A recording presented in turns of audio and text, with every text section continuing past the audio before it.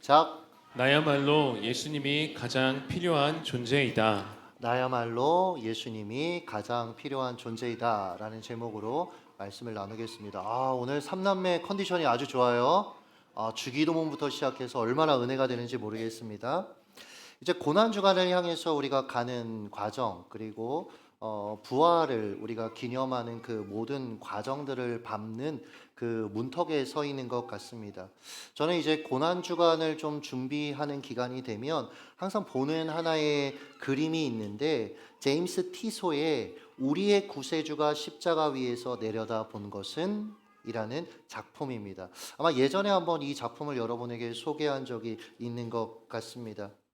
이 그림이 굉장히 독특한 이유는 뭐냐면, 우리가 대부분 보는 어떤 십자가의 그림은 이런 형태죠.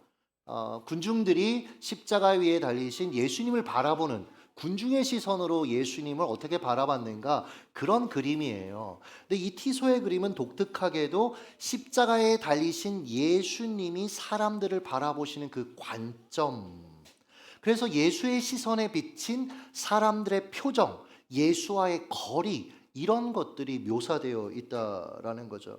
만약 여러분이 당시 저 현장에 계셨다, 그럼 나는 어느 위치에 있었을까? 어떤 표정으로 십자가에 달리신 예수님을 바라봤을까? 좀 생각을 해본다면 좀 자신의 현재 주님과의 관계를 점검할 수 있는 좋은 계기가 되지 않을까, 그런 생각도 한번 해봅니다. 좀 활용해 보셨으면 좋겠어요. 한편 이런 질문도 던져 볼 수가 있는 것 같아요. 예수님은 어떤 시선으로 그들을 바라보셨을까? 분명한 것은 우리와 달리 주님은 그들을 저주와 분노, 의심의 시선으로 바라보지 않으셨다라는 겁니다. 우리는 어때요? 자주 사람들을 의심의 시선으로 바라봅니다. 그래서 늘 불안하고 힘들어요. 우리가 창세기를 통해 알았어요. 인류가 하나님을 불신하고 하나님과의 관계가 깨어졌을 때부터 이러한 증상을 앓기 시작했습니다. 탓하는 시선으로 바라보기도 해요. 항상 다른 사람이 문제래요.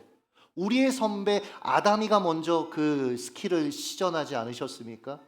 하나님이 주신 이 여자가, 책임을 떠넘기는 거죠. 피해의식 속에, 항상 나는 잘못한 게 없어, 피해의식 속에 살아가는 겁니다. 그러다 분노의 시선으로 상대를 바라보는 데까지 가는 거죠. 그 결과 상대의 가슴에 상처를 입히고 상대의 인격을 파괴하는 데까지 사람들이 가는 겁니다. 사랑하는 여러분, 무엇을 보는가 이상으로 중요한 게 뭐냐면 어떤 눈으로 바라보는가, 이거예요. 예수님은 용서의 눈으로 그 당시에 그 현장에 있는 이들을 바라보셨습니다. 그래서 여러분, 우리는 잘 알고 있죠. 끔찍한 모욕을 당하시면서도 아버지 저들을 사하여 주옵소서, 자기들이 하는 것을 알지 못함이니이다. 그러니까 말도 안 되는 기도군요. 이거 어떻게 이렇게 내뱉을 수 있습니까? 근데 주님은 그들을 사랑하셨다라는 거예요. 그들을 용서하셨다라는 거예요. 그래서 이렇게 기도할 수 있으셨던 거죠. 주님은 그들도, 십자가 현장에 있었던 그들도 십자가가 필요한 존재, 예수가 필요한 존재라는 걸 아셨고 그렇게 바라보셨다라는 겁니다. 이 관점으로 오늘 베드로를 살펴보기 원하고, 아마 이 베드로에 대한 이야기는 다음 주에도 계속될 테니 이 이야기를 좀 쭉 주의 깊게 연결성 있게 좀 보셨으면 좋겠어요. 베드로는요, 일단 티소의 그림 어디에도 없습니다. 이유는 여러분 우리가 잘 알고 있어요. 이 베드로라는 사람은 3년 반 동안 예수님께 가장 헌신했던 제자였습니다.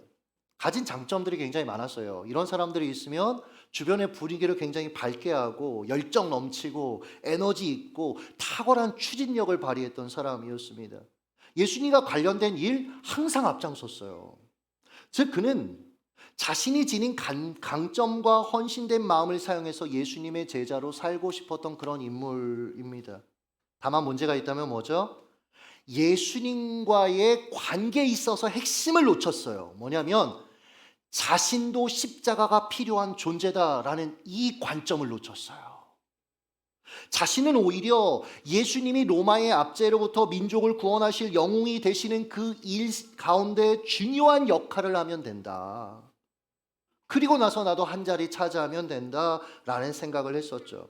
그런데 주님이 어떻게 해요? 제자들을 향해서 죽으러 가신다는 거예요. 십자가 지러 가신다라는 거예요. 베드로가 어떻게 했습니까? 안 된다고 말렸습니다. 급기야 최악의 순간이 되면 이렇게 얘기했죠. 모두가 주님을 다 버려도 와, 그 주변에 있는 제자들 마음이 어땠을 것 같아요? 나는 버릴 마음이 없는데 다 버려도 저는 끝까지 따를 겁니다. 안 버릴 겁니다. 그렇게 얘기했잖아요. 그러니까 제발 죽지 마세요. 제가 도와드릴게요. 물론 우리는 이후에 그가 어떻게 행동했는지 그 결론을 이미 알고 있습니다. 이 말을 내뱉은 지 불과 몇 시간 후에 어떻게 했죠? 주님을 모른다고 3번이나 부인했어요. 우리가요, 자기에 관해 수없이 하루에도 수백 번, 수천 번 생각하다 보니 착각합니다. 나는 나를 잘 알고 있다. 근데 정말 그렇습니까? 정말 내가 나를 잘 알고 있을 것 같아요? 그래서 내가 나를 너무 잘 아니까 나를 위한 어떤 행동들, 사람들과의 거리 이런 것들을 여러분 내가 정할 수 있다라고 생각하십니까? 몇 해 전에 고위직에 계시다가 은퇴하신 장로님이 같이 이렇게 차를 마시는데 그런 얘기를 하시는 거예요. 자신이 좋은 남편이고 아버지인 줄 알았대요. 근데 막상 은퇴하고 나니까 가족들하고 함께할 시간이 많아지면서 좋을 것 같죠? 막 짜증을 자꾸 본인이 내고 있더래요. 아내한테 짜증내고 애들한테 짜증내고 작은 것에 막 섭섭해하고 분노하게 되더라라는 거예요. 이분이 참 괜찮은 분이거든요. 이런 얘기를 하시더라고요. 아, 목사님 저는요 제 역할이 나라고 착각하며 살았던 것 같아요. 역할이 사라지니까 나라는 사람을 나의 실체를 보니까 상대의 마음조차 소중한 가까운 이들의 마음조차 헤아리는 것 하나 제대로 못하는 사람이더라고요. 자녀들과 오랜 시간 이야기할 실력이 없는 사람이더라고요. 그러니까 애들하고 내가 이제 은퇴하면 좀 대화도 많이 하고 여행도 다녀야지. 근데 막상 얘기하려니까 얘기할 거리가 없는 거예요. 그냥 너무 바쁘게 살다 보니 애들하고 실제적으로 이 자라는 시즌에 나눴던 추억과 대화들이 별로 없는 것이죠. 이걸 60이 되어서야 알았다며 씁쓸하게 이분이 웃으시더라고요. 여러분, 우리는 다를 것 같습니까? 우리는 조금 더 나을 것 같습니까? 우리는요, 생각 이상으로 자기 자신에 대해서 잘 몰라요. 이걸 인정하셔야 됩니다. 게다가 내가 되기 원하는 그 모습이 자기라고 자꾸 착각하는데 아니더라고요. 저 같은 경우에는 탁월한 목회자, 탁월한 설교자, 제가 되고 싶은 모습이거든요. 근데 어느 순간 이게 저라고 착각을 할 때가 있어요. 성실한 목회자, 모든 위기를 관리하는 관리자, 집에서는 좋은 남편, 그리고 아버지. 가끔 모든 일이 순조롭게 진행될 때면 마치 제가 이런 존재라고 느낄 때가 있습니다. 그러다 여러분도 그러실 거예요.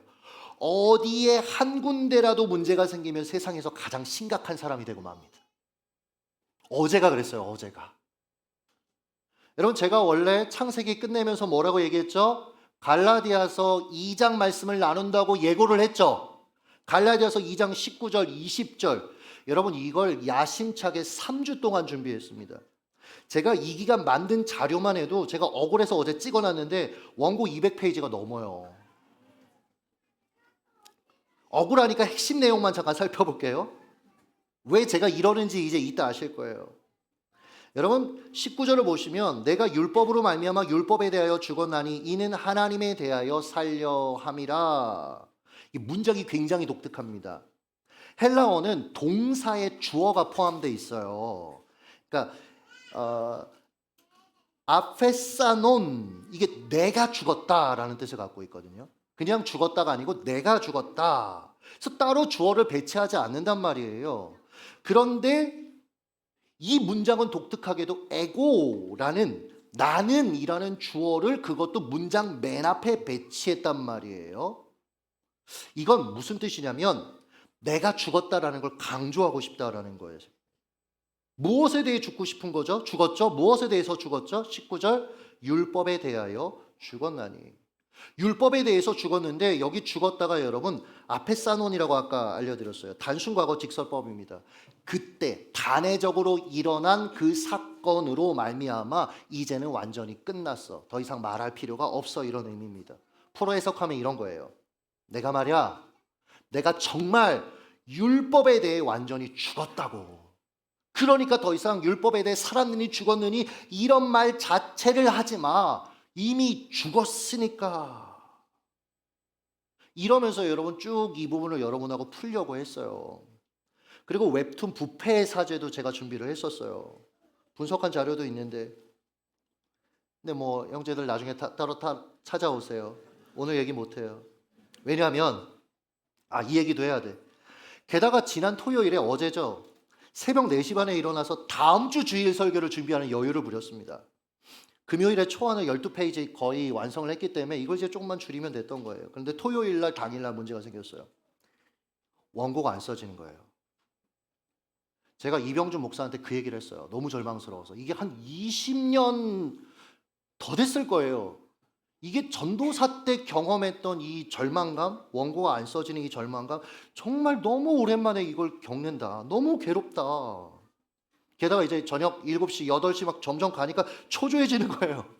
왜냐면 원고가 늦으면 늦을수록 멀티미디어 팀이 고생을 하잖아요. 이 PPT를 만들어야 되는데. 그리고 설교 다음 세대들이 볼 수 있는 요약본을 만드는 자매가 또 고생하는 거예요. 저는요, 민폐 끼치는 목사가 되고 싶지 않았어요. 하필이면 이날 아침에 이병준 목사가 이상한 짤을 저한테 보여줘서 저를 더 압박했습니다. 이게 잠깐 보실래요?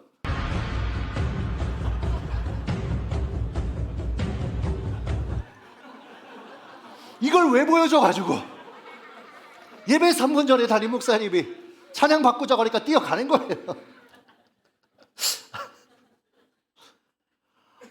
이런 목사가 되면 안 되는데. 더 재밌는 걸 뭔지 아세요? 오늘 아침 6시 좀 넘어서 제가 찬영 전사님한테 결단곡 바꾸자고 보냈어요. 제가 이런 걸 정말 안 하려고 하는 사람이거든요. 근데 다 무너지는 거예요, 이게. 게다가 토요일 날 또 멋지게 삶을 살아가는 사람이니까 아침에 또 헬스까지 하고 출근을 했어요. 그러니까 저녁 8시쯤 되니까 막 너무 피곤한 거예요. 한계 상황이 오고 이제 밤을 새야 되나? 이 설교를 어떻게 해야지? 이 갈라디아서 어떻게 해야 되지? 그럼 되게 재미있는 게 뭔지 아십니까? 오늘 아침에 일어났는데 이거 자체를 정리가 되더라고요, 머리에서. 그러니까 하나님께서 왜 제 생각과 제 마음을 계속 이렇게 막으시고 압박하셨는지를 제가 이 과정을 통해서 알게 된 게 있어요. 뭐냐면 어제 저녁 8시에 그래서 제가 갑자기 저녁 8시에 설교를 다시 작성한 거예요, 이걸. 그러니까 원래 하려던 걸 철회하고. 근데 이 과정에서 제가 고백한 게 있어요. 뭐냐면 너무 절박해지니까 주님, 저는 주님이 필요합니다. 이 기도밖에 안 나오는 거예요. 주님, 저는 주님이 필요합니다. 내가 베드로처럼 뭔가 나름대로 설교도 잘 준비하고 뭔가 공부도 많이 하고 내가 뭔가 준비도 철저히 하고 괜찮은 사람이라고 생각하고 주님 이 영역에 있어서는 주님 필요 없다고 생각했는데 아닙니다. 주님이 저는 필요합니다. 제 힘으로 제 지혜로 설교 사역하는 거 아니라는 거 주님 앞에 고백합니다. 주님의 은혜가 아니면 저는 아무것도 아닙니다. 이 과정에서 설교를 잘 전하는 목사가 되고 싶은 제 안에 우상이 있다라는 것을 직면해야 했습니다. 굉장히 아팠어요. 왕성한 사역을 통해서 저를 증명하려는 모습도 직면해야 했습니다. 저는 철인이 아니라는 것 주님 앞에 고백해야 됐어요. 최근에 어제 돌아보니까 몇 달 동안 단 하루도 쉰 적이 없습니다. 월요일 빠짐없이 쉬어본 적이 아예 없습니다. 그래서 저는 거뜬히 할 줄 알았습니다. 내가 이 건축 기간 그래도 내가 나 자신을 잘 세워서 잘 관리해서 내가 이 일들을 다 감당해야지.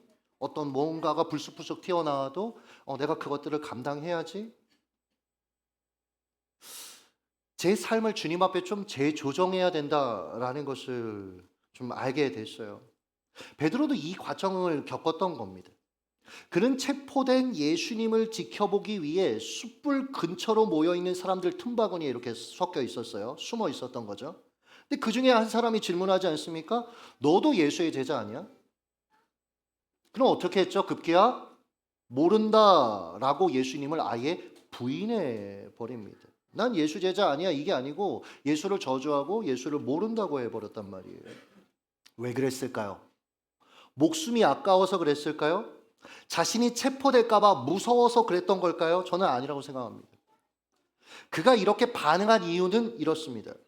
그는 숯불 주변에 모인 사람들의 대화를 엿듣고 있었는데 아마도 그들은 다른 실패한 메시아에 관해 이야기하고 있었을 거예요. 예수님 당시에 메시아라고 자처했다가 실패한 사람들이 있었거든요. 예수님처럼 추종자들도 있었고 새로운 세상을 약속했지만 결국 로마군에게 굴욕적으로 진압당했던 자칭 메시아들. 아마도 사람들은 분명 예수도 그들 중 하나라고 심지어 더 빨리 실패했다고 수군거렸을 겁니다. 그때 누군가 물은 거예요, 베드로한테. 너도 그 사람의 제자지? 그 순간 실패한 메시아의 제자로 여겨지는 것을 그는 받아들일 수가 없었던 거예요. 그래서 예수를 모른다라고 부인했던 겁니다. 즉 그는 예수님의 신실한 동역자가 아니었던 거예요. 자신은 다른 사람들 다 버려도 주님을 버리지 않는 그런 좋은 친구라고 생각했는데, 제자라고 생각했는데 아니었던 겁니다. 그는 순수하게 예수를 위해 살았던 사람이 아니었던 거예요. 그는 결코 아무 이유 없이 예수를 위해 죽을 만한 사람이 아니었다라는 거죠. 그래서 그런 자신을 끌어안고 그가 슬피 울었던 겁니다. 이 과정을 자기 자신에게 탁월하게 적용했던 레이드 아이작의 글이 있어요. 이걸 좀 소개해 드릴 테니 한번 쭉 따라와 보세요. 닭이 울자 베드로는 예수님의 말씀을 떠올린다. 그는 나가서 슬피 울었다. 베드로는 무엇 때문에 눈물을 흘렸을까? 그것은 주님 때문이 아니었다. 베드로 자신을 위한 슬픔의 눈물이었다. 그것은 좌절의 눈물이었다. 모든 것을 자기 뜻대로 했던 완전한 베드로, 신실한 친구 베드로, 아무도 두려워하지 않았던 베드로, 연약한 동생들보다 우월했던 베드로, 그것들은 모두 베드로의 소중한 뭐예요? 자상이었다. 깨달음이 온 순간 베드로는 그것들이 더 이상 자신의 본 모습이 아님을 알았다.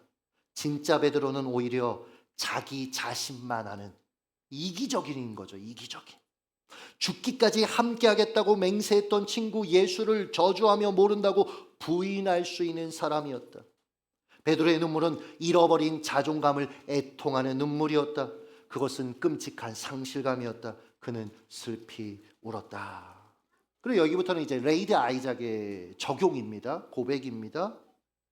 우리에게 조금 더 와닿는 고백이죠. 주님, 제가 보기에는 저는 엄하지만 합리적인 사람입니다. 많은 일들을 해냈고 공평하게 사람들을 대합니다. 내 스스로 하고 싶지 않은 일을 다른 사람에게 요구하지 않습니다. 저는 그렇습니다. 또 저는 그랬다고 생각했습니다. 여러분, 우리도 이렇게 생각하지 않아요? 이 정도면 그래도 내가 직장 안에서 내 직원들을 대할 때 내가 조금 다른 사람들보다는 달라. 여러분 그런 생각 안 하세요? 저는 하는데 나는 우리 교육자들을 참 인격적으로 대하고 있어. 우리 교육자들을 참 이렇게 잘 세워주고 있어. 근데 장로님이 얼마 전에 그러더라고요. 교육자 회의하는데 밖에 계셨는데 숨소리가 안 들렸다고. 그런 거예요, 여러분. 우리가. 저는 이 아이작의 고백이 제 고백이고 이 사람이 정말 내 안에 들어갔다 나왔나 왜요? 우리 모두의 실존적인 모습이라는 거죠. 그러면서 그가 이렇게 얘기합니다. 지난주 저와 일하던 비서가 그만두면서 제게 말했습니다. 저더러 사려 깊지 못하고 비합리적이라고요. 그분은 좋은 비서였기에 놓치고 싶지 않았습니다. 도대체 무슨 일인지 몰랐습니다. 내가 그녀에게 늘 고마워하고 있다는 것을 그녀도 알고 있겠거니 생각했습니다. 우리가 이러잖아요. 때때로 월급도 올려주고 밥도 사주고 그랬습니다. 물론 가끔은 이게 중요하죠. 그녀가 한 일에 대해 비판하기도 했고 심지어 화를 내기도 했지만 일하다 보면 다 그런 거 아니에요? 우리가 이러잖아요, 여러분. 난 뒤끝 없어. 제가 한 일도 남들에게 평가받습니다. 이제 자기를 방어하는 거죠. 나도 이런 사회에서 내가 지금 생존하고 있는데 더 자주 그리고 더 불공평하게 인간은 아담 때로부터 자기 중심성에 휩싸여 있기 때문에 절대로 자기를 객관적으로 볼 수 없습니다. 자기 연민에 빠져요. 여러분. 다른 사람들 때문이라고 생각을 합니다. 아내에게 이 말을 했는데 아무런 위로도 받지 못했습니다. 아내들은 정확합니다. 아내들의 말이 때로는 좀 듣기 싫어도 들을 필요가 있어요, 사실은. 왜냐하면 이분들은 참 하여튼 이상한 걸 하나님이 주신 거, 달란트를 주신 것 같아요. 너는 비서말이 옳다고 하더군요. 그리고 제가 집에 와서도 얼마나 생각이 없는지, 아내와 아이들에게 무관심한지, 얼마나 꼰대 같고 권위적인지 비난을 퍼부었습니다. 그녀의 말을 들으며 나 자신에 관해 생각들이 무너지기, 이건 대단한 거예요, 여러분. 거기서 야 너는 이러지 않고 자신에 대해 생각했대요. 그리스도인이죠. 인간으로서, 아빠로서, 고용주로서. 제가 아내에게 상처를 주었습니다. 하지만 어떻게 변화될 수 있는지도 모르겠습니다. 저는 눈물을 흘렸고 아내도 울기 시작했습니다. 나는 아내에게 다가가 아내를 안아주었습니다. 우리는 정말 서로를 사랑합니다. 그런데 이제 여기서 우리가 어떻게 해야 하는 걸까요? 죽음 뒤에 새로운 삶이 있는 걸까요? 모닥불 옆에서 베드로에게 말씀하고 계시는 당신을 봅니다. 베드로의 일터에서 바닷가에서 말씀하시는 당신을 봅니다. 당신이 사라졌다고 생각할 때 다시 그에게 돌아오신 당신을 봅니다. 당신은 죽은 베드로 대신 그에게 새로운 생명을 주셨습니다.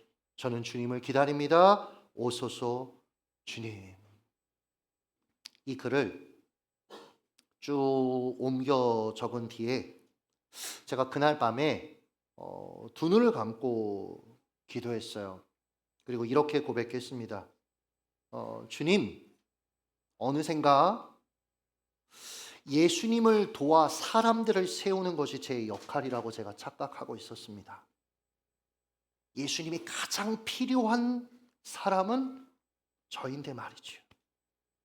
주님, 저는 주님이 필요합니다.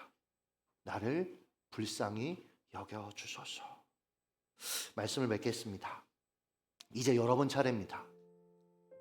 여러분은 여러분 자신을 나는 예수가 필요한 존재라고 생각하십니까?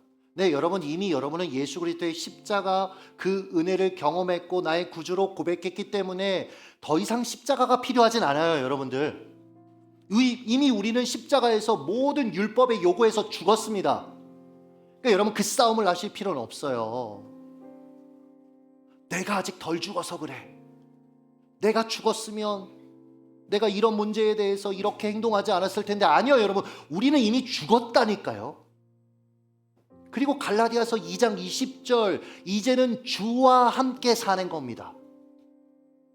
live Jesus, live가 아니라 Jesus living, 주와 함께 계속해서 살아가는 겁니다. 그 주님이 누군지 아세요? 이제 나를 사랑하사. 여러분, 이게 현재 진행입니다. 주님은 계속해서 우리를 사랑하세요. 끝까지 사랑하세요. 여러분, 그냥 이 놀라운 은혜, 이 복음 안에 살아가는 우리이기 때문에 여러분, 우리가 더 이상 십자가가 필요하다 이런 고백을 할 필요는 없어요. 그게 아니에요. 그저 우리는 이제 주와 함께 살아가는 겁니다.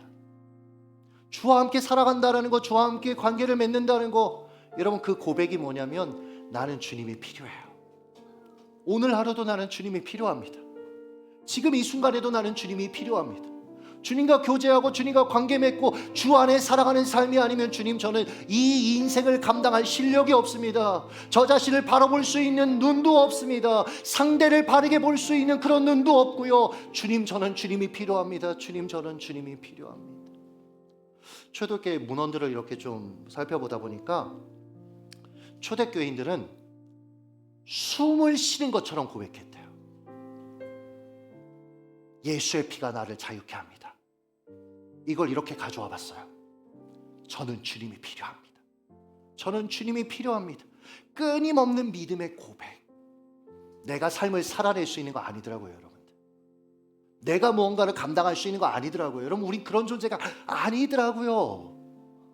포도나무이신 예수님께 붙어있는 우린 가지. 여러분, 가지가 스스로 열매 맺는 거 아니에요. 우리야 지금 뭐 이제 나무에 대해서 식물학적으로 뭐 뿌리가 있고 몸통이 있고 가지가 있고 이렇게 보지만, 여러분 예수님 당시 고대 사람들은 이걸 구분하지 않았어요. 이거 자체를. 그냥 붙어 있는 겁니다. 그럼 열매 맺는 겁니다. 내가 열매 맺는 게 아니에요. 예수와의 관계 속에서 여러분이 자연스럽게 열매를 맺으며 살아가는 거죠. 그러니까 관건은요, 예수에게 붙어 있는 겁니다. 주님이 필요하다고 고백하는 겁니다.